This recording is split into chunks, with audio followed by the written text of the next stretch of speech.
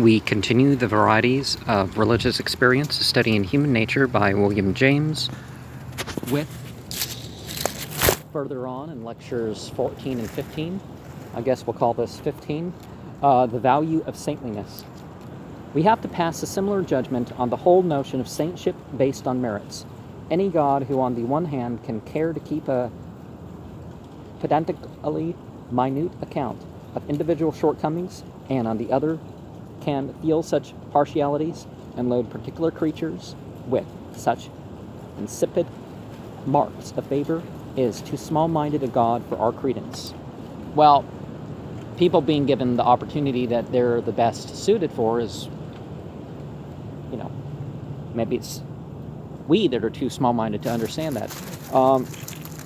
When Luther, in his immense manly way, swept off by a stroke of his hand the very notion of a debt and credit account kept with individuals by the Almighty, he stretched the soul's imagination and saved theology from puerility. Well, physical life is, everything counts. So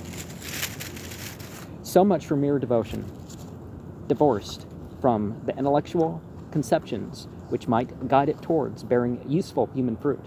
The next saintly virtue in which we find excess is purity. In theopathic characters, like those whom we have just considered, the love of God must not be mixed with any other love.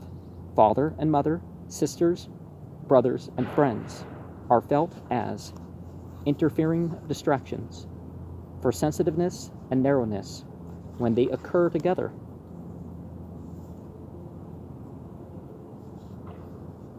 As they often do, require above all things a simplified world to dwell in. Variety and confusion are too much for their aggressive for the aggressive pietist reaches his unity objectively by forcibly stamping disorder and divergence out. Your retiring pietist reaches his subjectively leaving disorder in the world at large, but making a smaller world in which he dwells himself and from which he eliminates it altogether.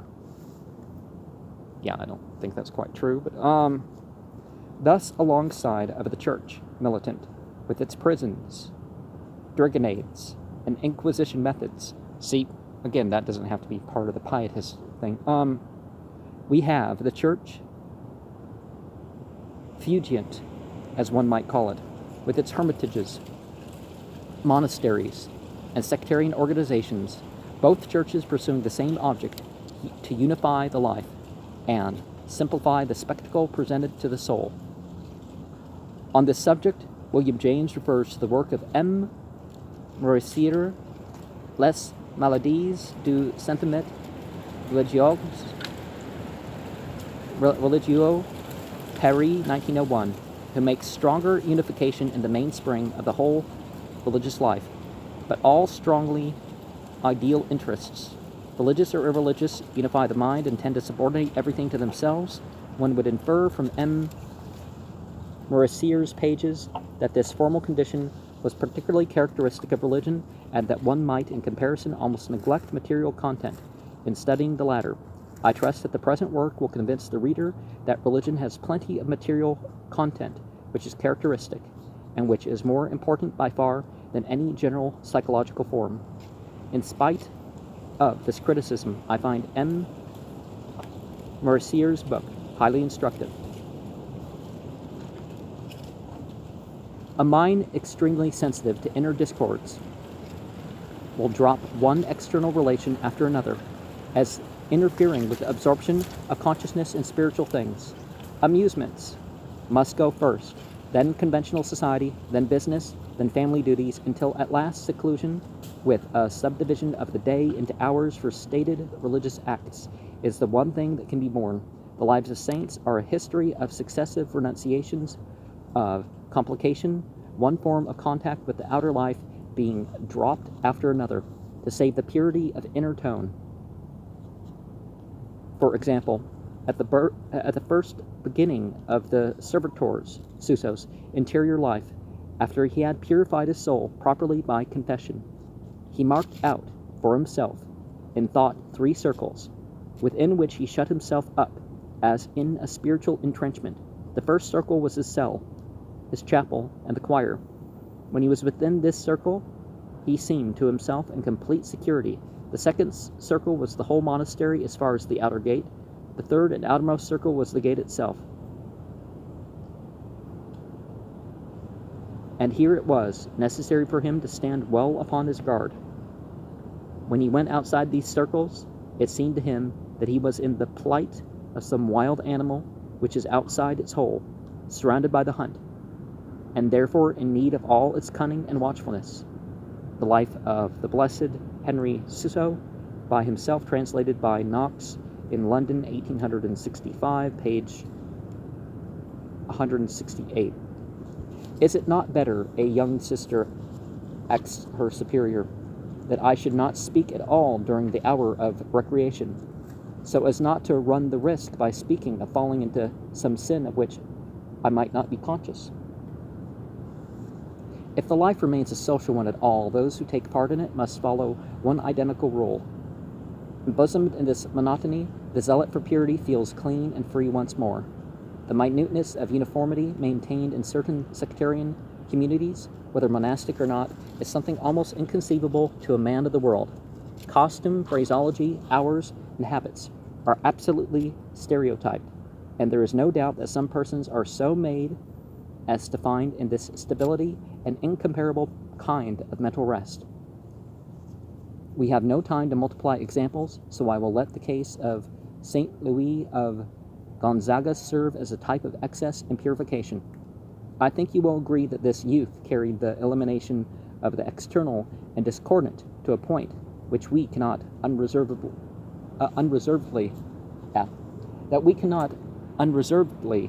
admire. At the age of 10, his biographer says, the inspiration came to him to consecrate to the Mother of God his own virginity, that being to her the most agreeable of possible presents. Without delay then, and with all the fervor there was in him, joyous of heart and burning with love, he made his vow of perpetual chastity. Now, you can have a vow of perpetual chastity and get married as, young as you're fully accountable for yourself, right? Well, depends on the, state or whatever, but, and most of those states, for example, in America, require parental permission to be married as a teenager in high school or something, but yeah, or even late in middle school or something, whatever. But yeah, chastity and virginity is not the same thing. Mary accepted the offering of his innocent heart and obtained for him from God as a recompense the extraordinary grace of never feeling during his entire life the slightest touch of temptation against the virtue of purity. This was an altogether exceptional favor, rarely accorded even to saints themselves, and all the more marvelous that in Louis dwelt, always in courts and among great folks, where danger and opportunity are so unusually frequent. It is true that Louis, from his earliest childhood, had shown a natural repugnance for whatever might be impure or unvirginal, and even for relations of any sort, whatever between persons of the opposite sex. Now, did I say that I should not speak at all and be conscious? Quote was from Vidas Primeras Religiosas Dominicanas de la Congregation de Saint Dominique, Nancy, by Nancy, 1896, page 129. I'm not sure about that. I may have. But this made it all the more surprising that he should, especially since this vow, feel it necessary to have recourse to such a number of expedients for protecting against even the shadow of danger the virginity which he had thus consecrated. One might suppose that if any one could have contented himself with the ordinary precautions prescribed for all Christians, it would assuredly have been he. But no, in the use of preservatives and means of defense, in flight from the most insignificant occasions of every possibility of peril, just as in the mortification of his flesh, He went farther than the majority of saints. He who by an extraordinary protection of God's grace was never tempted measured all his steps as if he were threatened on every side by particular dangers. Thenceforth, he never raised his eyes either when walking in the streets or when in society. Not only did he avoid all business with females, even more scrupulously than before, but he renounced all conversation and every kind of social recreation with them, although his father tried to make him take part, and he commenced only too early to deliver his innocent body to austerities of every kind. Micheller's Life of Saint Louis of Gonzaga, French translation by Lebrequer, 1891, page 40.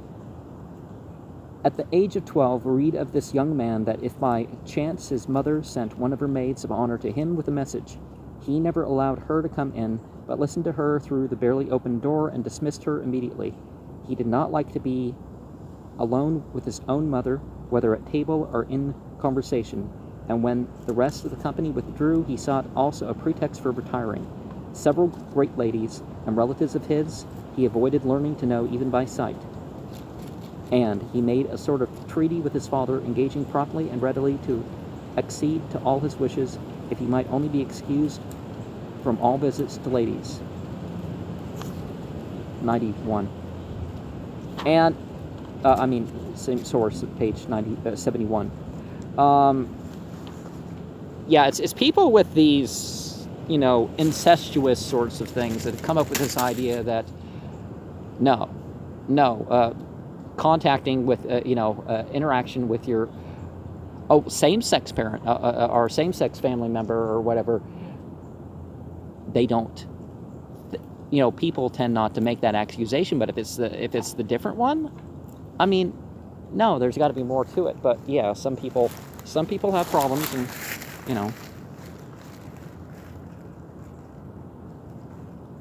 When he was 17 years old, Louis joined the Jesuit order against his father's passionate entreaties, for he was heir of a princely house, and when a year later the father died, he took the loss of a particular attention to himself on God's part and wrote letters of stilted good advice as from a spiritual superior to his grieving mother.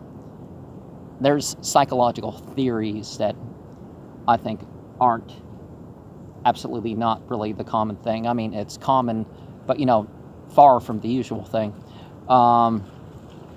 Because there's like everybody, so there's bound to be someone about. But I think a lot of these so-called theories come from their own problems of the psychologist, rather than when this is the case, it's like this for everybody.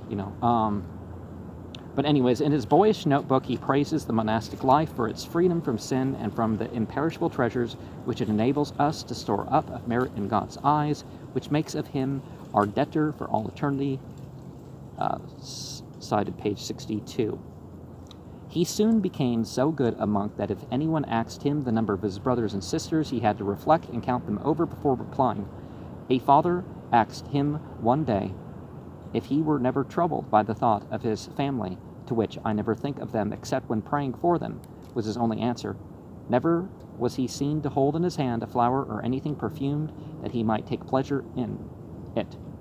On the contrary, in the hospital, he used to seek for whatever was most disgusting and eagerly snatch the bandages of ulcers, etc., from the hands of his companions. He avoided worldly talk and immediately tried to turn every conversation on the pious subjects, or else he remained silent. He systematically refused to notice his surroundings. Being ordered one day to bring a book from the rector's seat into the refectory, he had to ask where the rector sat, for in the 3 months he had eaten bread there, so carefully did he guard his eyes that he had not noticed the place. One day, during recess, having looked by chance on one of his companions, he reproached himself as for a grave sin against modesty. Well, depends on where you're looking, right? He cultivated silence as preserving from sins of the tongue, and his greatest penance was the limit which his superiors set to his bodily penances. He sought after false accusations and unjust reprimands as opportunities of humility, and such was his obedience that, when a roommate, having no more paper, asked him for a sheet, he did not feel free to give it to him without first obtaining the permission of the superior, who, as such, stood in the place of God and transmitted his orders. I can find no other sorts of fruit than these of Louise's saintship. He died in 1591 in his 29th year, and is known in the church as the patron of all young people. On his festival, the altar in the chapel devoted to him in a certain church in Rome is embosomed in flowers arranged with exquisite taste, and a pile of letters may be seen at its foot, written to the saint by young men and women, and directed to Paradiso. They are supposed to be burnt, unread, except by son Luigi, who must find singular petitions in these pretty little missives, tied up now with a green ribbon, expressive of hope, now with a red one, emblematic of love, etc. Mademoiselle Marie, a novel quoted in Hare's Walks in Rome, 1900, 155. I cannot resist the temptation to quote from Starbuck's book, page 388, another case of purification by elimination.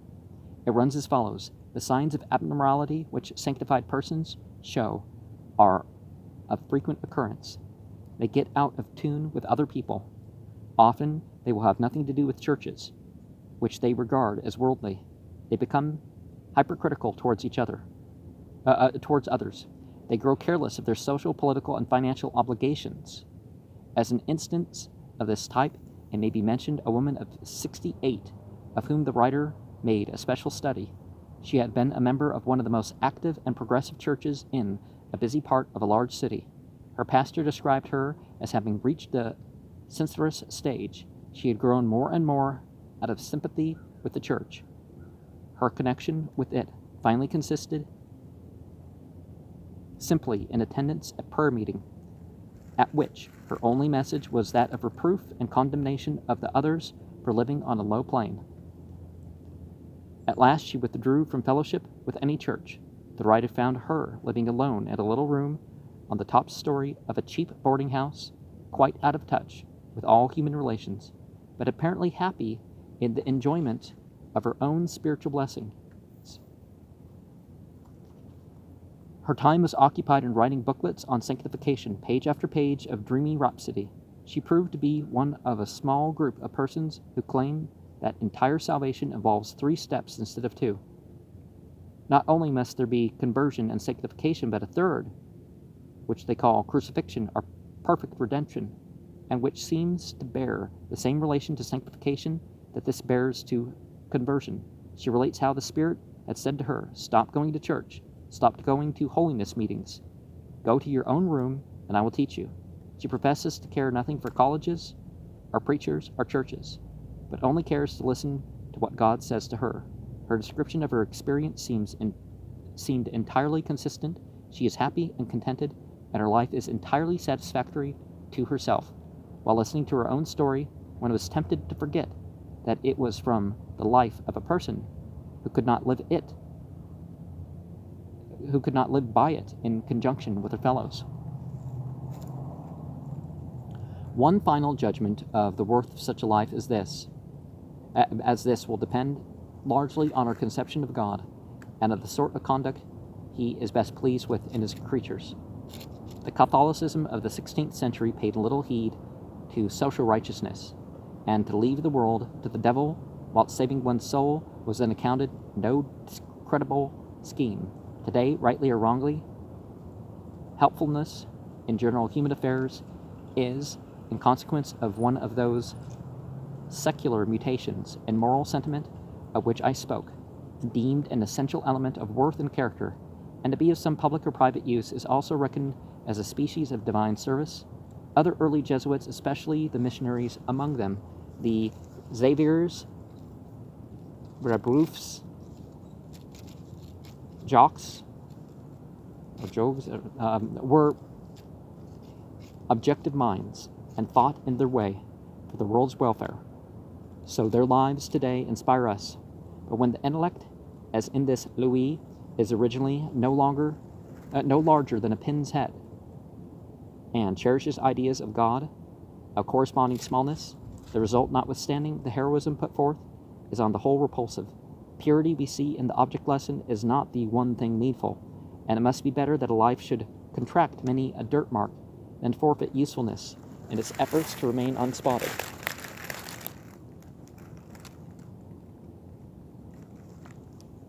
Proceeding onwards in our search of religious extravagance, we next come upon excesses of tenderness and charity. Here saintliness has to face the charge of preserving the unfit and breeding parasites and beggars. Resist not evil, love your enemies. These are saintly maxims of which men of this world find it hard to speak without impatience. Are the men of this world right? Are the saints in possession of the deeper range of truth? No simple answer is possible. Here, if anywhere, one feels the complexity of the moral life and the mysteriousness of the way in which facts and ideals are interwoven. Perfect conduct is a relation between three terms: the actor, the objects for which he acts, and the recipients of the action. In order that conduct should be abstractly perfect, all three terms, intention, execution, and reception, should be suited to one another. The best intention will fail if it either work by false means or address itself to the wrong recipient. Thus, no critic or estimator of the value of conduct can confine himself to the actor's animus alone, apart from the other elements of the performance, as there is no worse lie than a truth misunderstood by those who hear it. So reasonable arguments, challenges to magnanimity, and appeals to sympathy or justice are folly when we are dealing with human crocodiles and boa constrictors. The saint may simply give the universe into the hands of the enemy by his trustfulness. He may, by non-resistance, cut off his own survival. Herbert Spencer tells us that the perfect man's conduct will appear perfect only when the environment is perfect. To no inferior environment is it suitably adapted. We may paraphrase this by cordially admitting that saintly conduct would be the most perfect conduct conceivable in an environment where all were saints already, but adding that in an environment where few are saints and many the exact reverse of saints, it must be ill-adapted.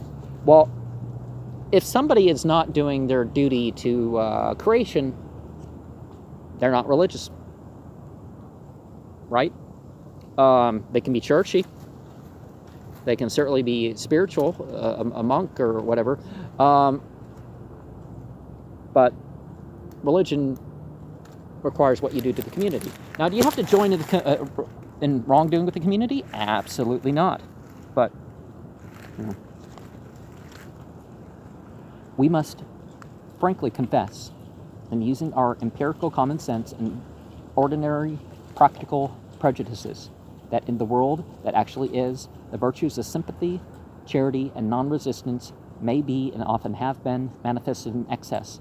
The powers of darkness have systematically taken advantage of them. The whole modern scientific organization of charity is a consequence of the failure of simply giving alms. The whole history of constitutional government is a commentary on the excellence of resisting evil, and when one cheek is smitten, of smiting back and not turning the other cheek also. You will agree to this in general, for in spite of the gospel, in spite of Quakerism, in spite of Tolstoy, you believe in fighting fire with fire, in shooting down usurpers, locking up thieves, and freezing out vagabonds and swindlers.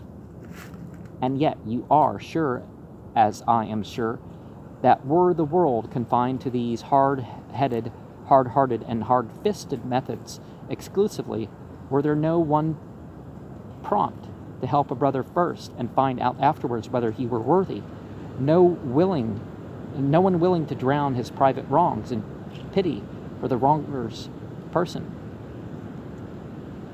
no one ready to be duped many a time rather than live always on suspicion, no one glad to treat individuals passionately and impulsively rather than by general rules of prudence, the world would be an infinitely worse place than it is now to live in. The tender grace, not of a day that is dead, but of a day yet to be born somehow, with the golden rule grown natural, will be cut out from the perspective of our imaginations.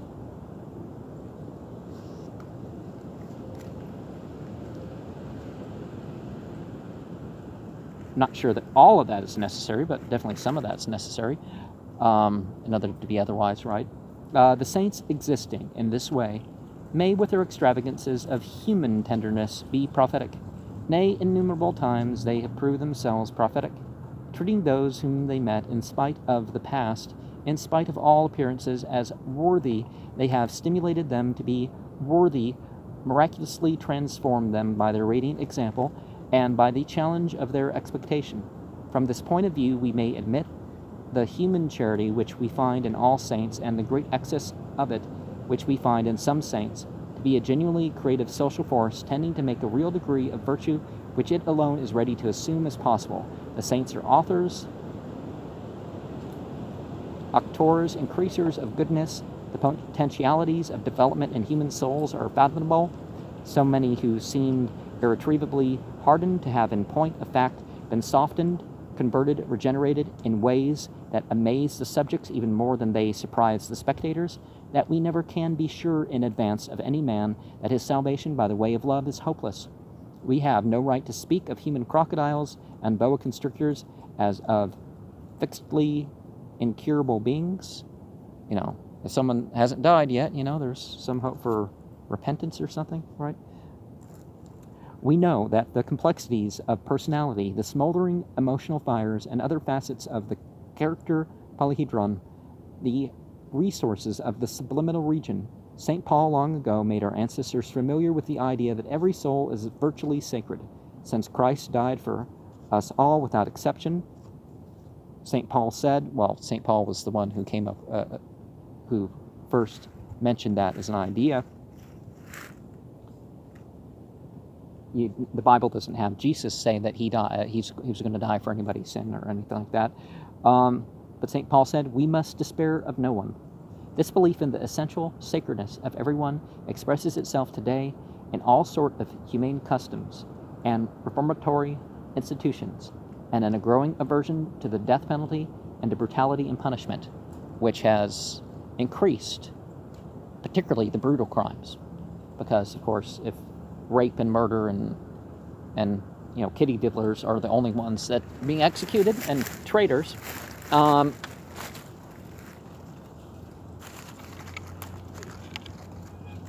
it definitely puts the rest of the prisoners in among them. But the saints, with their extravagance of human tenderness, are the great torchbearers of this belief.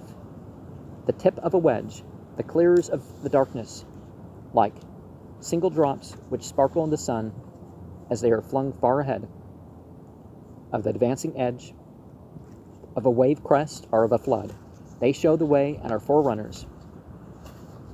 The world is not yet with them, so they often seem in the midst of the world's affairs to be preposterous, yet they are impregnators of the world, vivifiers and animators of potentialities of goodness which before them would lie forever dormant. It is not possible to be quite as mean as we naturally are. When they have passed before us, one fire kindles another, and without that over-trust in human worth which they show, the rest of us would lie in spiritual stagnancy. Momentarily considered, then, the saint may waste his tenderness and be the dupe and victim of his charitable fever. But the general function of his charity in social evolution is vital and essential. If things are ever to move upwards, someone must be ready to take the first step and assume the risk of it. No one who is not willing to try charity, to try non-resistance, as the saint is always willing, can tell whether these methods will or will not succeed. When they do succeed, they are far more powerfully successful than force or worldly prudence. Force destroys enemies, and the best that can be said of prudence is that it keeps what we already have in safety. But non-resistance, when successful, turns enemies into friends, and charity regenerates its objects. These saintly methods are, as I said, creative energies. The genuine saints find in the elevated excitement with which their faith endows them an authority and impressiveness which makes them irresistible in situations where men of shallower nature cannot. get on at all without the use of worldly prudence. This practical proof that the worldly wisdom may be safely transcended is the saint's magic gift to mankind.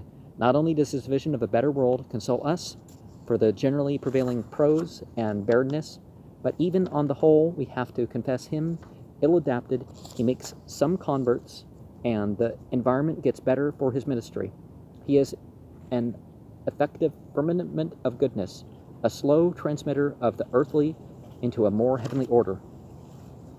The best missionary lives abound in the victorious combination of non-resistance with personal authority. John H. Paton, for example, in the New Hebrides among brutish Melanesian cannibals, preserves a charmed life by dint of it.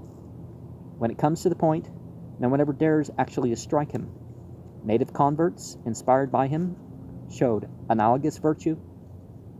One of our chiefs, full of the Christ-kindled desire to seek and to save, sent a message to an inland chief that he and 4 attendants would come back on Sabbath and tell them the gospel of Jehovah God. The reply came back sternly forbidding their visit and threatening with death any Christian that approached their village.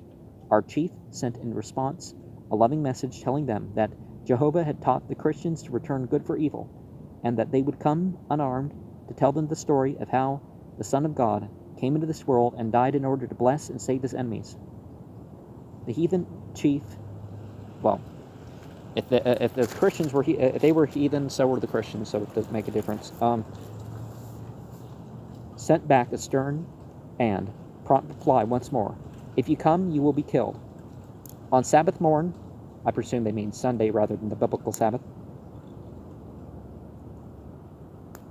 the Christian chief and his 4 companions were met outside the village by the heathen chief, who implored and threatened them once more. But the former said, "We come to you without weapons of war. We come only to tell you about Jesus. We believe that he will protect us today." As they pressed steadily forward towards the village, spears began to be thrown at them. Some they evaded, being all except one dexterous warriors, and others they literally received with their bare hands and turned them aside in an incredible manner. The heathen, apparently thunderstruck at these men, thus approaching them without weapons of war, and not even flinging back their own spears, which they had caught, after having thrown what the old chief called a shower of spears, desisted from mere surprise. Our Christian chief called out, as he and his companion drew up in the midst of them on the village public ground, "Jehovah thus protects us and has given us all your spears. Once we would have thrown them back to you and killed you. But now we come, not to fight, but to tell you about Jesus. He has changed our dark hearts. He asks you now to lay down all these your other weapons of war and to hear what we can tell you about the love of God, our great Father, the only living God." Only? Well, didn't you say the Son and... Yeah. So a Son and a Father, and yet there's only one? That the heathen were perfectly overawed. They manifestly looked on these Christians as protected by some invisible one. They listened for the first time to the story of the gospel and of the cross. We lived to see that chief and all his tribe sitting in the school of Christ. And there is, perhaps, not an island in these southern seas amongst all those won for Christ where similar acts of heroism on the part of converts cannot be recited. John G. Paton, missionary to the New Hebrides, an autobiography, 2nd part, London, 1890, page 243. In this respect, the utopian dreams of social justice in which many contemporary socialists and anarchists indulge are, in spite of their impracticability and non-adaptation to present environmental conditions, analogous to the saints' belief in an existent kingdom of heaven. They help to break the edge of the general reign of hardness and are slow leavens of a better order. The next topic in order is asceticism, which I fancy you were all ready to consider without argument, a virtue liable to extravagance and excess. The optimism and refinement of the modern imagination has, as I have already said elsewhere, changed the attitude of the Church towards corporeal mortification, and a Suso or a St. Peter of Alcantara appear to us today rather in the light of tragic mountebanks than of sane men inspiring us with respect. St. Peter, St. Teresa, tells us in her autobiography, the French translation in page 333. I did a video about that number. He passed 40 years without ever sleeping more than an hour and a half a day. Of all his mortifications, this was the one that had cost him the most. To compass it, he had always kept on his knees or on his feet. The little sleep he allowed nature to take was snatched in a sitting posture, his head leaning against a piece of wood fixed in the wall. Even had he wished to lie down, it would have been impossible because his cell was only 4 feet and a half long. In the course of all these years, he never raised his hood, no matter what the ardor of the sun or the rain's strength. He never put on a shoe. He wore a garment of coarse sackcloth, with nothing else upon his skin. This garment was as scant as possible, and over it a little cloak of the same stuff. When the cold was great, he took off the cloak, and opened for a while the door and the little window of his cell. Then he closed them, and resuming the mantle, his way, as he told us, of warming himself and making his body feel a better temperature. It was a frequent thing with him to eat once only in 3 days. When I expressed my surprise, he said that it was very easy if once one had acquired the habit. One of his companions had assured me that he has gone sometimes 8 days without food. His poverty was extreme, and his mortification, even in his youth, was such that he told me he had passed 3 years in a house of his order without knowing any of the monks otherwise than by the sound of their voice, for he never raised his eyes and only found his way about by following the others. He showed the same modesty on public highways. He spent many years without ever laying eyes upon a woman. But he confessed to me that at the age he had reached, it was indifferent to him whether he laid eyes on them or not. He was very old when I first came to know him, and his body so attenuated that it seemed formed of nothing so much as of so many roots of trees. With all the sanctity, he was very affable. He never spoke unless he was questioned, but his intellectual right-mindedness and grace gave to all his words an irresistible charm.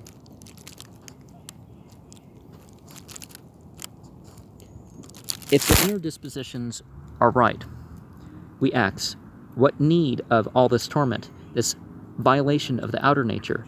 It keeps the outer nature too important. Anyone who is genuinely emancipated from the flesh will look on pleasures and pains, abundance and privation as alike irrelevant and indifferent, or perhaps even more by realizing they're important and realizing they're for use. Wouldn't that be a greater emancipation, right? He can engage in actions and experience enjoyments without fear of corruption or enslavement. As the Bhagavad Gita says, only those need renounce worldly actions who are still inwardly attached thereto. If one be really attached to the fruits of action, one may mix in the world with equanimity. I quoted in a former lecture St. Augustine's antinomian saying, if you only love God enough, you may safely follow all your inclinations. He needs no devotional practices is one of Ramakrishna's maxims. The heart is moved to tears at the mere mention of the name of Hari. Max Mueller, Ramakrishna, His Life and Sayings, published in 1899, page 180. And the Buddha, in pointing out what he called the middle way to his disciples, told them to abstain from both extremes, excessive mortification being as unreal and unworthy as mere desire and pleasure. The only perfect life, he said, is that of the inner wisdom which makes one thing as indifferent to us as another, and thus leads to the rest, peace, and to nirvana. Oldenburg, Buddha, translated by